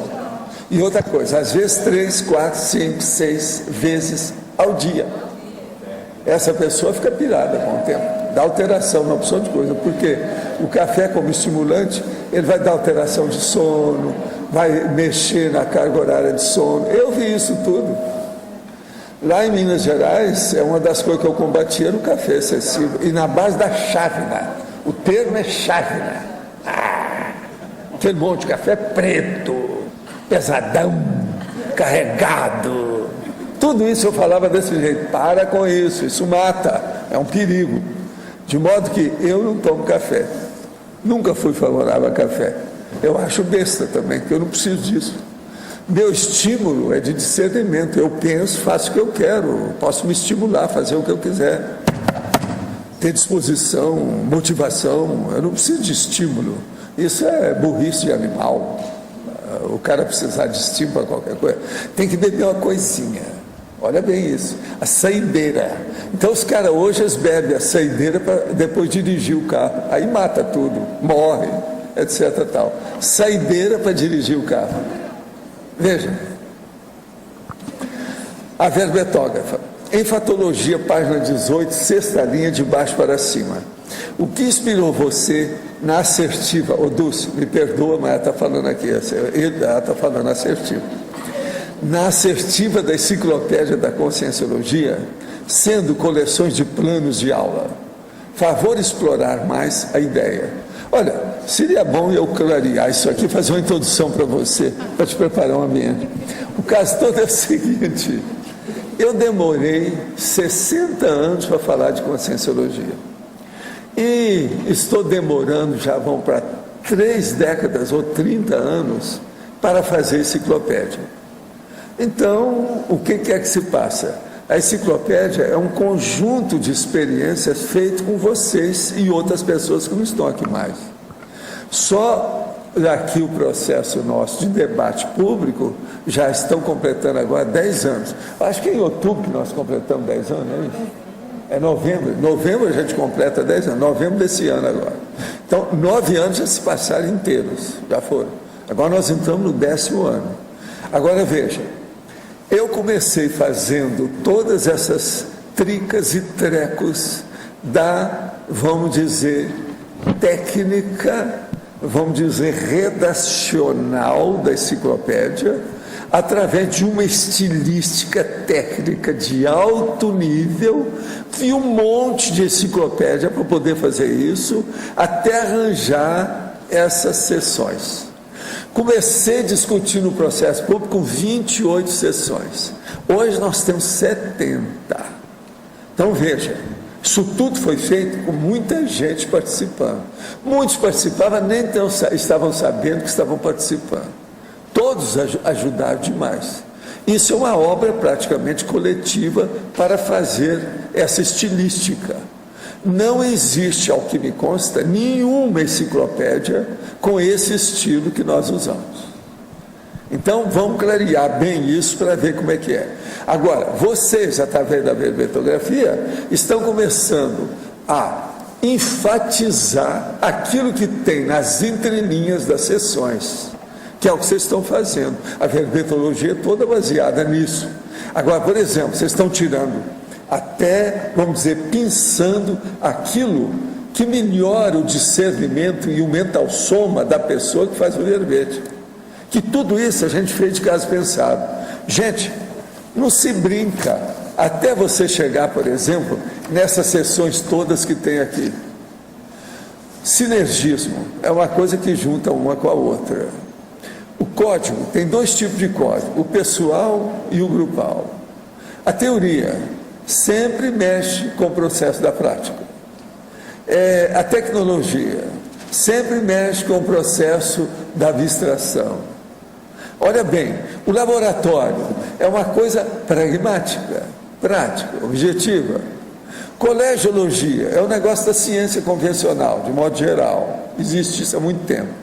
Efeitologia é uma das coisas mais sérias que tem, mas tem a causa antes. Agora, neossinapsologia é uma coisa muito séria, porque nós temos a sinapse. Agora, a neossinapse é uma das coisas mais sérias que tem. A pessoa muda a ideia porque ela arranja uma neossinapse. Agora, ciclologia, tudo é ciclo. O ciclo evolutivo, o ciclo da vida, o ciclo do corpo humano, o ciclo da saúde, tudo é ciclo. Enumerologia é o processo da listagem, do rol, uma das coisas mais sérias que tem em tudo que nós fazemos aí. E com a enumerologia você tem a síntese de tudo que nós estamos falando no verbete. Binomiologia são 2 elementos, vocês gostam de falar termos, não é isso? São os 2 termos. Agora depois tem a interação, é o conjunto, o casamento de 2 termos. Agora depois tem crescendologia, é a hora que há a evolução dessa interação. A trinomiologia é a hora que você acrescenta mais um termo nos 2.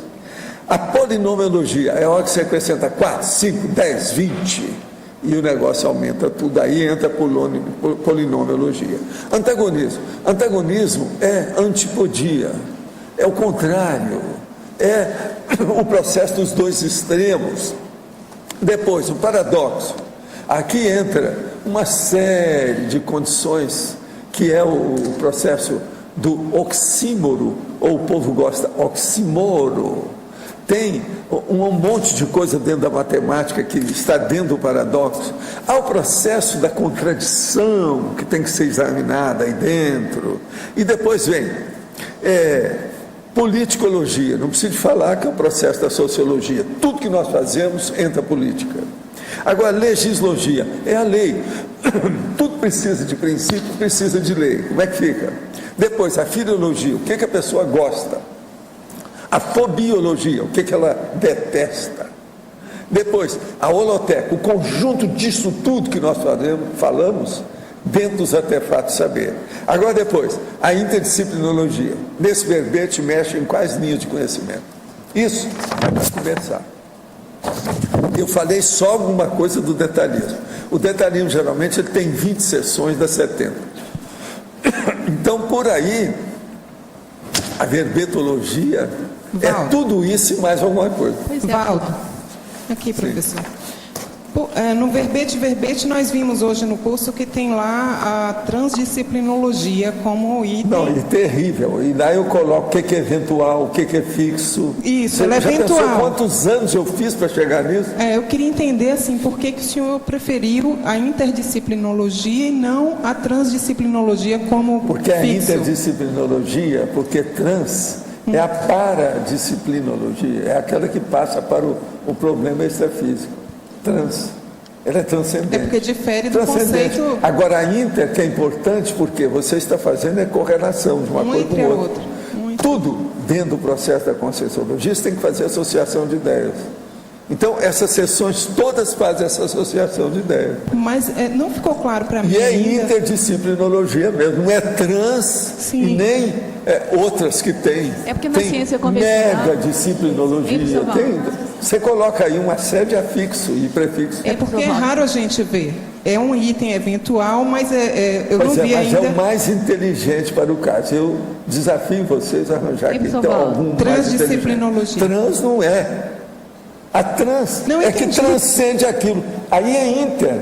Por quê? Esse primeiro, por exemplo, no caso aqui, reeducaciologia. Arranja uma coisa maior do que isso. A interdisciplinaridade ou transdisciplinaridade que supere a reeducaciologia. A reeducaciologia que tem que entrar aqui em primeiro lugar. Por quê? ela é que alcança a interdisciplinaridade, ela é que abraça tudo, ela é que tem a cosmovisão. O que é que nós temos na conscienciologia? Cosmovisiologia, para tirar a pessoa da monovisão. A transdisciplinologia é tudo que é que é extrafísico, é transcendente. Isso aí é paradisciplinologia, não tem novidade. Tem até a parafatologia já no verbete, não precisa disso. Ok, obrigada. A gente tinha conversado exatamente sobre isso, porque na ciência convencional tem um conceito de transdisciplinaridade que é um pouco mais abrangente do que a interdisciplinaridade. Só que, no meu ver... Mas porque eles não estudam o parapsiquismo, a multidimensionalidade, nem nada. Então, agora, a interdisciplinaridade é muito maior, porque abrange eles, a extrafísica, os outros que aparecer e qualquer um que aparecer que for inventado amanhã. Então, para a gente aqui, a transdisciplinaridade tem esse caráter de para eles, transcendente é o máximo. Ser transcendente. Mas a abordagem, aquilo professor... que passa do elétron, é porque a abordagem é sistêmica dentro da ciência convencional. Pois é. Por isso, Mas olha, aqui para a ciência convencional. Agora, professor Valdo, eu queria só falar mais uma coisinha assim, talvez com um foco um pouco mais estreito, talvez, da questão do verbete ser um plano de aula. Porque assim... Não, ele é um plano de aula e deve ser, mas tudo nosso é... O que é isso aqui? Mas o que é um curso de longo curso. Isso. Mas nós estamos lecionando aqui todo dia uma aula. Sim, mas olha só como é que eu vejo isso assim, um ponto de vista mais assim, até técnico mesmo. O senhor dividiu em 6 divisões. Então, assim, é um plano de aula. Primeiro você define, você conforma o que você quer definir. Depois você fala das ações, dos fatos e parafatos. E outra coisa, então, tem uma ordem. Aula, assim, tudo tem uma ordem lógica. Isso. Aí depois você vai para o detalhismo. Então você vai colocar os detalhes que você... Agora escuta, Rosa. Então é um plano só, de aula. Esses anos todos que eu estou trabalhando nisso, já pensou quantas vezes eu desafiei o povo para mudar isso? Você já pensou quantas hipóteses já não apareceram para mudar essas coisas todas? Pois é. E nós ficamos com essas, porque não tem outras melhores. Essas, de tudo que a gente apurou, é o suprassumo que a gente encontrou. Agora veja, é aquilo que você começou falando aí para um outro aí, que a hora que a pessoa entra aqui, querendo ou não, ela fica mais inteligente. Por quê? Há tanta fração, detalhe, minúcia, nuance dentro do processo, que ela acaba tendo uma cosmovisão daquele assunto, querendo ou não, no tapa. A hora que ela vê, que começa a comparar, fazer uma opção de associações. Relaxa então, a gente já deixa laços. Tudo mastigado para a pessoa. Né? Relaxa. Isso aqui só falta engolir. Qualquer um pode analisar qualquer tema seguindo isso. Agora, qual que é essa técnica? Isso aí é a chapa, isso é a fórmula. Em inglês chama template. Quer dizer, é o embasamento, o arcabouço, a estrutura da colocação da ideia correta de uma maneira mais lúcida, de discernimento, de racionalidade, de lógica. O problema é esse. Agora veja, se você for colocar aquela matemática que eu falei para você, esquece os números e põe nas letras ou nas sílabas, você vai ver tudo aqui é matemática. É bem matemático mesmo. Rosa. Mas agora explica para eles aí o caso do ano letivo aí da aula diária. Daqui, nossa, aqui. É bom. A verbetografia baseada nisso, a verbetologia. O nosso ano letivo aqui é um ano letivo sem férias, sem feriados, sem sábados e domingos. Todo dia, de meio-dia e meia até 2h30, a gente vai discutir um verbete com tema ainda original, né? Porque a gente não vai repetir um tema, um título, na verdade. E a prova em dezembro ainda tem prova. No caso é uma entrada, né? Ainda tem prova. O verbete é uma entrada. A entrada da enciclopédia. É uma entrada da enciclopédia. E eu gosto muito de falar também que nesse plano de aula, né, que a gente sempre fala da interação com o aluno, né? E que esse verbete tem na acabativa dele, ele termina com a questionologia, que ele chama o leitor para dentro da enciclopédia, né? Vem refletir sobre esse tema. O nosso programa de televisão aqui, a audiência sempre participa, até a distância. Tudo nosso é assim. tem uma participação universal, de vida universalismo, que é a holofilosofia, a mega fraternidade. Por isso todo mundo participa. Então, ele é um plano de aula perfeito, que ele chama a pessoa para refletir sobre aquilo. É difícil a pessoa vir aqui e não participar, alguma coisa.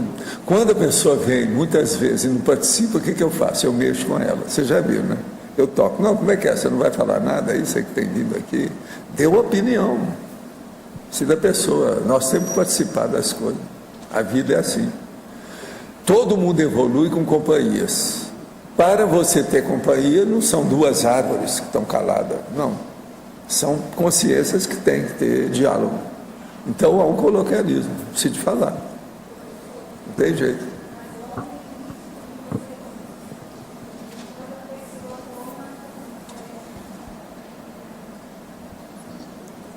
Fala mais alto que a gente escuta.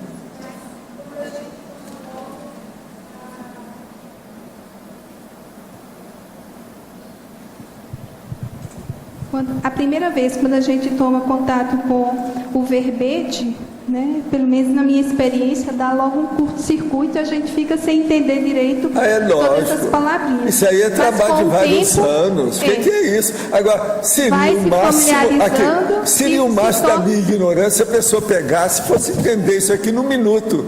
Então, que besteira que eu escrevi. Isso aqui não é obra literária. Isso é obra técnica. Vamos pensar bem, é muito diferente. A pessoa vai estudando e vai se A obra literária é uma descrição. Olha, o passarinho voou para a esquerda. Aí vem a coruja pela direita. Não é de ver que tinha uma asa da coruja que caiu? É isso que é a literatura. Aqui não é nada disso. Você está entendendo? Que a gente é o processo técnico que faz a pessoa pensar. Mas depois que a gente pega as definições e a teoria, aí fica mais fácil. Você vai só acompanhando, né, os temas. Né? Aqui tem, Rosa, a questão na binomiologia, o binômio pergunta, gancho, didático. Você poderia comentar isso? Sim, na página 19. Sim. Esse binômio, a pergunta é que tanto o professor pode fazer pergunta para movimentar lá a sua sala de aula, movimentar as mentes lá dos alunos, né, para raciocinar a respeito do assunto que está sendo discutido, quanto os alunos podem perguntar também. Do ponto de vista do professor, ele pode usar perguntas e pode usar ganchos didáticos, que são lembranças, que são situações vivenciadas por ele ou lidas por ele, que vai concatenar perfeitamente com o que ele tem a passar dali para diante. Então, é uma brincadeira ou uma... É a interação entre o aluno e o professor. Isso, é um gancho que você faz. Interaciologia, página 19, terceira linha. Poderia ampliar a interação estilo autoral, estilo enciclopédico, ampliando a autodidaxia do neoverbetógrafo? Isso aqui é uma coisa interessante da fórmula formal, né? Que ela é uma fórmula rígida, é uma fórmula, só que é uma rigidez aparente, porque ela permite... Ela é elástica. Ela permite que cada um de nós... Ela é flexível. Coloque ali dentro o seu estilo pessoal. Eu acho que é o mais interessante. Mas olha, isso aí segue aquele princípio da conscienciologia. Os fatos orientam a pesquisa. Se os fatos vêm e eles preponderam sobre aquilo que você conhecia, você é obrigado a ceder. Por isso que há uma flexibilidade em tudo. Nós nunca podemos mexer com nada que seja absoluto. Não dá certo. Tudo nosso aqui é um incompletismo. Então, aí, completando aí, então, essa interação que existe entre o estilo autoral, quer dizer, o estilo da própria pessoa, com o estilo enciclopédico, que é um estilo, vamos dizer, que já está pré-determinado ali naquela chapa, ela vai, aos poucos, ampliando a autodidaxia do neoverbetógrafo, ou seja, ele vai se reformulando, se reeducando, né? E tem também aí, se você observar bem, no paradoxologia, tem um paradoxo bem bem próximo dessa questão aí, ó, que é o paradoxo de apesar de ser fórmula formal, o verbete permitir a expressão e o reconhecimento da característica pessoal do autor. Tá? É mais ou menos o mesmo raciocínio que estão nesses dois itens. Um na interação e outro lá na paradoxologia. Tá certo? Então, essa interação é fundamental. É você interagir, não brigar com o estilo enciclopédico. Como a Conceição falou, tem aluno, às vezes, que quer brigar com o estilo enciclopédico. Mas por que tem que ser assim? Sabe? Não, vocês não lembram daquela pessoa que uma vez escreveu aqui? Não, eu não preciso desse estilo porque eu sei escrever no meu estilo. Então, pessoal, então você faça a enciclopédia para você. Esqueça da gente. Vocês lembram da mulher que falou isso aqui? Danada da vida. Uma coisa é querer saber por quê, né? Por que isso aqui é assim? Outra coisa é querer brigar com aquilo que não... Por que precisa de ser assim? Agora, então, o pior assim, é que se a gente pedir para a pessoa escrever, depois você vai fazer a revisão, não bate nada com a gente. Então, se entrar na forma, então aí que não bate mesmo. Eu estou falando de conteúdo. Tem matéria de forma. Quem é que vai ver, por exemplo, o processo de colocar os hífens do jeito que nós fazemos? Esses 29 pragas da linguagem que nós cortamos. O processo, por exemplo, de não deixar espaço duplo, né, no meio. O corte das frases frouxas, que a gente não deixa a linha frouxa. E por aí vai. É tanta coisa que tem matéria de forma que a gente tem que ir com calma. Agora, se a pessoa não aprender isso também, é boba, ela que é boba, porque ela vai entrar em detalhes refinados de estilo. Só pode ajudá-la. Rosa, aqui. Oi. Fala. B. Eu estou olhando para você ali. Oi. Tá? Tá. Tá ok. A gente está falando bastante aí em detalhismo, e você na página 21, em detalhismo, ali você faz uma relação dessa questão com um contato mais minucioso com a multidimensionalidade. Eu queria que você aprofundasse um pouco melhor essa questão e nos explicasse como se dá essa relação do detalhismo e um contato mais minucioso com a multidimensionalidade. Onde que está esse item? Página 21, na segunda linha de baixo para cima. Sim. Tá. No parágrafo fórmula, né? Isso. Tá, entendi. Olha, o que a gente pensa a respeito desse assunto? É que eu vou falar um pouco de mim também, né? A gente não tem o hábito muito de ser detalhista, né? Então a gente não olha assim as minúcias, os detalhes. Então, na medida em que você vai se reeducando a se preocupar com os detalhes, com as minúcias, isso vai ter um reflexo na observação das paras-ocorrências no seu entorno. Porque se você não consegue enxergar os detalhes, as minúcias daqui do intrafísico, do concreto, daquele concreto material, né? Como é que você vai achar que você vai observar todos os detalhes lá do extrafísico e das para-realidades? Então, é nesse sentido que a gente fala aqui que trabalhar, né, com essa questão do detalhismo, ele pode ajudar, né? A não ser que você vire um monk, né? Porque você fique só pensando naquela situação ali material. Mas se você for uma pessoa de maior amplitude pensênica e ao mesmo tempo, ou seja, unindo, né, a cosmovisão com o detalhismo, aí você é capaz de aplicar isso para melhorar a sua relação com o extrafísico. Não sei se ficou claro, Kirian. Ficou claro no sentido de que se amplia as parapercepções a partir de um trabalho específico como esse, que é a elaboração de um verbete. Te dá instrumento para você ampliar, né? Que a gente não pode garantir que vai ampliar, mas pelo menos você fica com as sinapses e paraneossinapses apropriadas para você ampliar isso. Na tua experiência pessoal, isso acontece? Melhorou bastante. Eu era bem dispersa, bem mais dispersa e bem menos detalhista do que eu sou agora. Embora eu esteja longe de ser bem detalhista, tá? Mas eu estou bem melhor. Rosa, aqui na página 21, sim. Tu podia comentar o sexto exemplo da parágrafo técnica? Página 21. Sugestão? É o sexto exemplo da técnica, parágrafo técnico. Tá. Sugestão. Sugestão, né? As ilações seriexológicas suscitadas pelo tema quando sugerido ao neoverbetógrafo. Existem casos, assim, não são muitos, né? Que a gente vê o professor Valdo, às vezes, indicando algum tema para o neoverbetógrafo. Hoje em dia, ele não faz mais muito isso. O processo é a pessoa fazer a sugestão e passar pela aprovação dele. Mas, assim, houve casos e raramente nas tertúlias, eventualmente, acontece dele falar isso, né? E aí, pelo menos no meu caso, sabe, Deida? Não, porque aquela pessoa que é especializada dentro daquele assunto.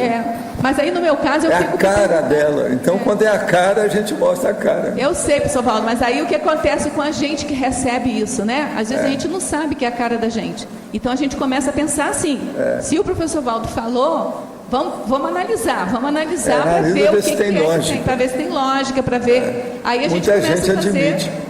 Aí a gente começa a fazer as ilações aí fazer as ilações seriexológicas. Não sei se ficou claro, Neida. Ok, obrigada. Rosa, acho que pode ter uma relação com o que você está acabando de responder. Na página 18, fatologia, na penúltima linha, a oportunidade de resgates autobiográficos. Você poderia falar um pouco? Pois é. Isso aqui é mais ou menos a mesma coisa, lógico. Aqui não necessariamente, a diferença do outro item para esse é que aqui você mesmo pode determinar o seu título, né? Então você mesmo pode sugerir aí o título para aprovação e caso ele seja aprovado, na elaboração do seu verbete com aquele título, você pode resgatar uma série de questões autobiográficas a partir daquele estudo. Aí você já teria que estar na trilha da sua autobiografia para você acertar aí o veio, sabe? Agora, independente disso, sabe? Às vezes você pensa que aquele tema não tem muito a ver com você, mas só pelo fato de você ter escolhido ele no meio de vários, é óbvio que ele tem, né? E aí você fica com os olhos de ver ali qual é a relação com a sua autobiografia. Alô, Rosa? Oi. Alô? Aqui em cima. Estou te vendo. Na questão do 21, no impacto, eu vi que na definição aí você fala no impacto dos... Eu não estou te ouvindo direito. No impacto com relação às perguntas recebidas na tertúlia. E no conjunto aí você fala no tamanho das páginas, tem a relação quando se compara... Você está falando do parágrafo impacto? Isso, parágrafo impacto. Sim. Que no título você fala na quantidade de perguntas. E na análise ali dos 4 elementos fala nas muitas páginas, poucas páginas. A relação com o espaço e não com as perguntas. É a propósito ou tem relação? Pode explicar melhor. Olha, eu vou ver se eu entendi o que você quer saber. É que aqui, ó, no enunciado, eu estou te dizendo que eu vou te dar 4 itens, né, do ranking de impacto do verbete nos tertulianos e teletertulianos. Esse impacto é que ele pode ser mensurável, pode, por exemplo, através da quantidade de perguntas recebidas na tertúlia. Então, assim, você tem um verbete. Um dos parâmetros assim de medida pode ser, não que esse parâmetro seja o único e nem que ele seja infalível, mas pode ser pelo número de perguntas. E aí, mas o que eu estou listando aí a seguir não é a quantidade de número de perguntas, eu estou te dizendo a quantidade o tipo de impacto que causa no leitor, então, ou no teletertuliano. Então, por exemplo, às vezes tem um verbete bem pequenininho, bem curto, né? 3, 4 folhas, de conteúdo até ameno, sintetizado em poucas páginas. Ele pode ser curto, a mesma quantidade de página, mas o conteúdo pode ser impressivo, impactante, tá certo? E pode ser longo e fraco ou longo e forte, mesma coisa. O longo fraco é aquele que tem muitas páginas, mas o conteúdo é ameno. E ele é longo e forte, é porque o conteúdo é impressivo, ele causa um frisson qualquer no teletertuliano e no tertuliano. Tá. A gente não está querendo dizer que o curto fraco ou o longo fraco seja um verbete ruim, não é isso. É o impacto que causa nos teletertulianos ou nos tertulianos. Tudo bem? Tudo bem, eu só queria uma sugestão. Sim. Aí na praxis parapedagógica, página 22, no primeiro item, coaching. Não seria melhor colocar a frase em linha diretas, o acompanhamento oportuno e necessário da escrita? Senão até caberia uma vírgula, porque é meio intercalado isso. A frase está um pouco inversa. Entendi. Colocar na ordem direta. Pode ser sim, depois a gente vê isso. Obrigada.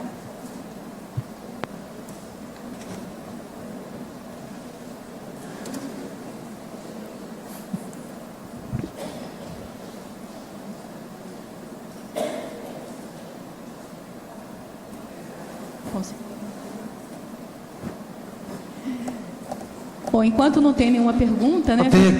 Tem uma que demorou para chegar. Rosa, então eu estava ouvindo você falar da sessão de questionologia, né? Sim. Então você pode, o verbete de pedagogia, né? Parapedagogia sobre o verbete, né? Você pode dizer, até nessa questão do impacto aí, que essa sessão ela garante uma repercussão, uma interação mínima, por mais até que o tertuliano, o estudante não entenda bem por completo o conteúdo do verbete. A gente pode, como é que vocês classificam essa... Você está falando da questionologia? Isso.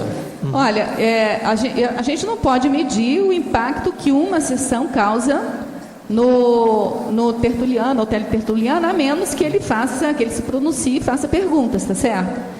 Mas assim, o que a gente vê assim de técnica de elaboração de aula parapedagógica é que o verbete termina convocando aí o leitor, o tertuliano, o teletertuliano, a pensar e a refletir sobre aquela questão que foi. E até na compreensão, né? Porque às vezes quando ele toma para o caso dele, para a vida dele, refletindo, ele acaba compreendendo alguns pontos que estavam muito teóricos, né? Até porque ele pode sentir a necessidade de ler o verbete novamente, porque pode ser que ele não tenha...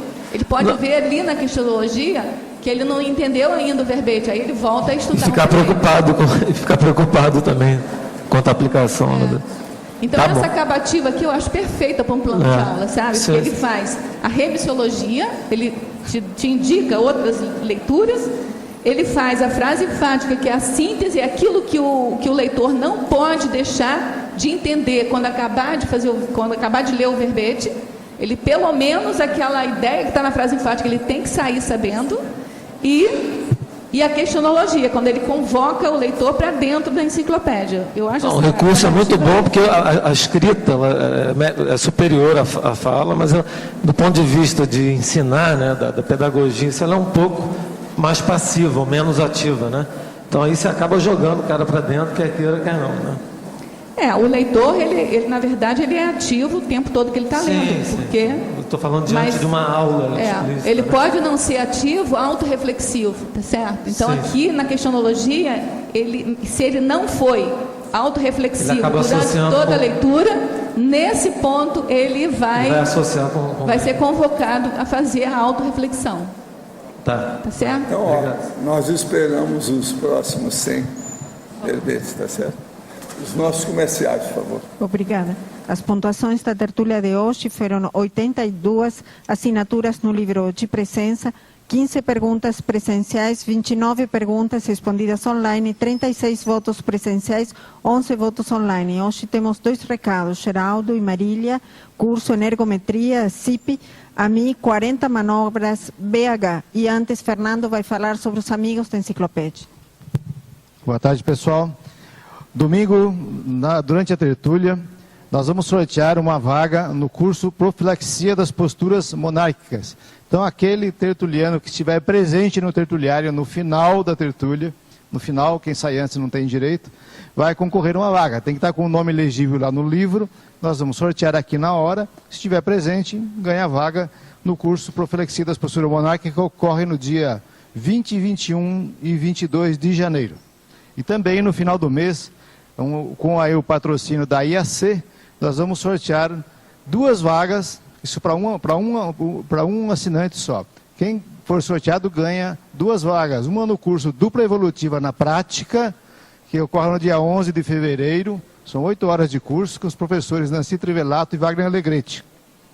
E também uma vaga no curso para Tecnologia e para Ecologia, que vai ser ministrado pelo professor Wagner Alegrete no dia 12 de fevereiro, domingo, um curso de 3 horas. Então, você que é amigo da enciclopédia, está com a assinatura ativa, concorre a essa vaga no curso promovido pela IAC. E quem quiser renovar a assinatura do programa Amigos, está muito fácil. Liga na recepção do CAEC, 45 35 25 26 52, com o seu cartão de crédito na mão, você faz assinatura parcelada, renova a assinatura no ato em apenas 3 minutos. É muito prático, então não deixe de renovar ou fazer a sua adesão. Isso pode ser feito de segunda a domingo, das 8 às 18 horas. Obrigado. Boa tarde a todos. Eu estou aqui em nome da ACIP, em parceria com o CAEC, para convidá-los a participar do curso Energometria. Você já identificou o seu perfil parapsíquico? Este é um curso sem pré-requisito com o professor Mário Oliveira. Principais tópicos: força presencial, parapsiquismo no cotidiano, atos antiparapsiquismo, sensibilidade parapsíquica. O curso será realizado no dia 28 e 29 de janeiro de 2012, que é sábado e domingo, das 8h30 às 19h30, no auditório do discernimento. São vagas limitadas. Obrigada. Boa tarde. O meu convite é especial para o pessoal que mora em Minas Gerais ou nas redondezas. O próximo curso, 40 Manobras Energéticas, ocorre em Belo Horizonte, no Carnaval, dos dias 18 a 21 de fevereiro. O curso 40 Manobras, para quem não sabe, é um curso sem pré-requisitos, ministrado pelo professor Epicom Mário Oliveira. É um curso em que se trabalha as energias, as manobras básicas de energia, num crescendo, dentro de dinâmicas interassistenciais. Ao final, estamos aplicando arco voltaico e uma série de outras dinâmicas que nós podemos estar empregando no dia a dia, aumentando a nossa interassistencialidade. As inscrições são feitas no IPC de Belo Horizonte. Esse curso é uma parceria, a CIP-IPC, e o telefone do IPC é 31 32 22 0056. Repetindo, 31 32 22 0056. Obrigada e até lá.